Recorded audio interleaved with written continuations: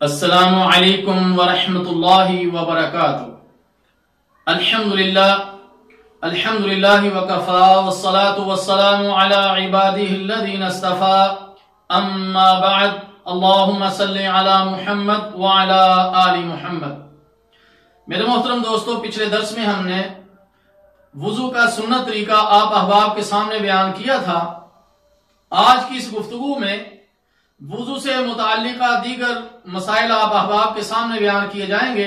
اللہ تعالیٰ جل شانہ سے دعا ہے کہ اللہ تعالیٰ ہمیں سمجھنے کی اور عمل کرنے کی توفیق عطا فرمائے۔ وضو کے تمام اعضاء کو ایک بار یا دو بار یا تین بار دھونا بھی جائز ہے۔ صحیح بخاری کتاب الوضو۔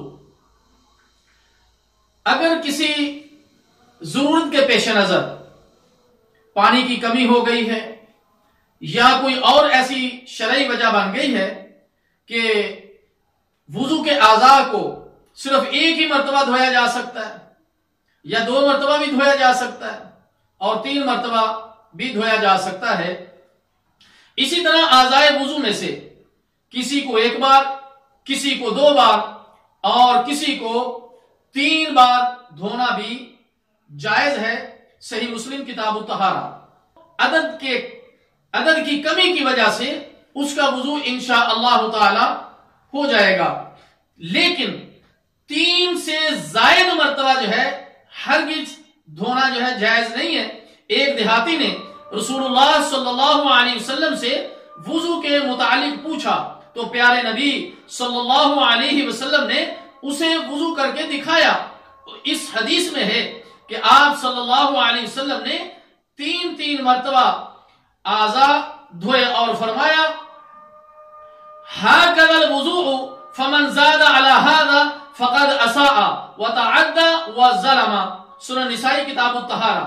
یہ وضو کا صحیح طریقہ ہے جو کہ تمہیں رسول اللہ صلی اللہ علیہ وسلم نے کر کے دکھایا، پر جس نے اس سے زیادہ کیا اس نے بہت برا کیا، حد سے تجاوز کیا اور ظلم کیا۔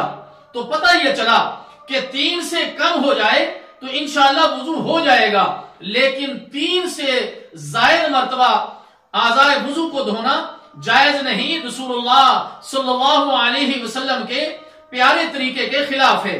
اسی طرح ہر عضو کو مل کر دھونا چاہیے تاکہ اچھی طرح صفائی ہو جائے۔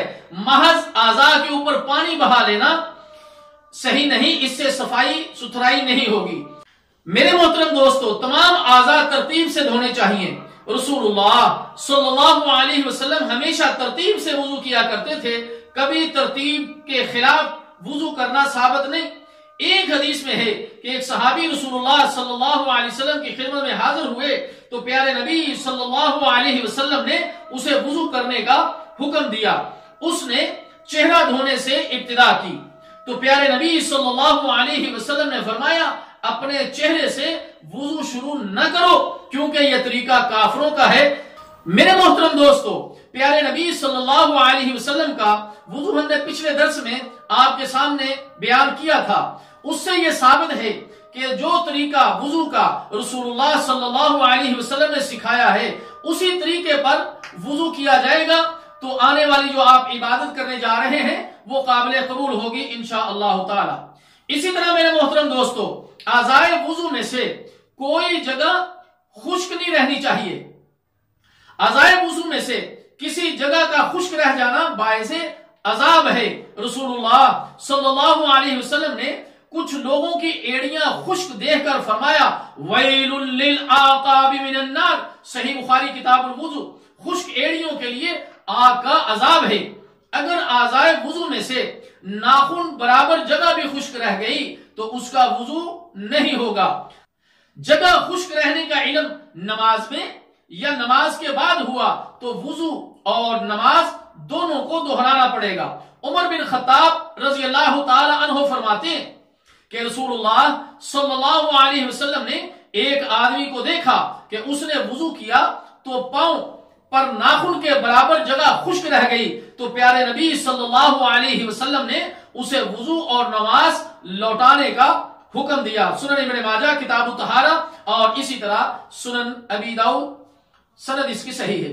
اس لیے ہاتھوں وغیرہ پر اگر پینٹ لگا ہوا ہے، کوئی رنگ کا کام کرنے والے ہیں ان کے ہاتھوں پر پینٹ لگا ہے، یا کوئی مستورات عورتوں نے اپنے ناخنوں پر ناخن پالش لگائی ہوئی ہے، یا کوئی اور چیز ایسی لگی ہے جو پانی کو جسم تک پہنچنے نہیں دے رہی، جس سے پانی جسم تک نہیں پہنچ رہا، یا وہ پانی کو جسم تک پہنچنے سے روک رہی ہے، تو پہلے اس کو صاف کیا جائے گا۔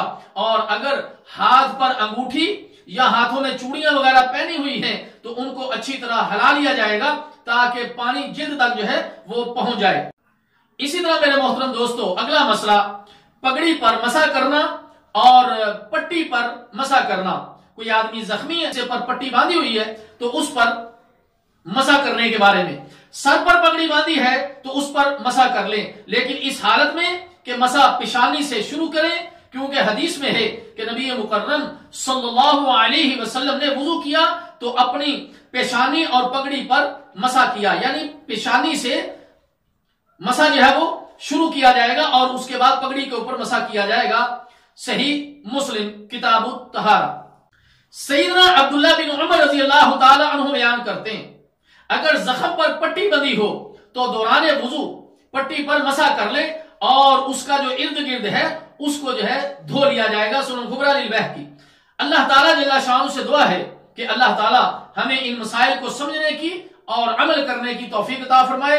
انشاءاللہ تعالیٰ اگلی مجلس میں ہم موضوع اور جرابوں پر مسح کے بارے میں گفتگو کریں گے۔ والسلام علیکم ورحمۃ اللہ وبرکاتہ۔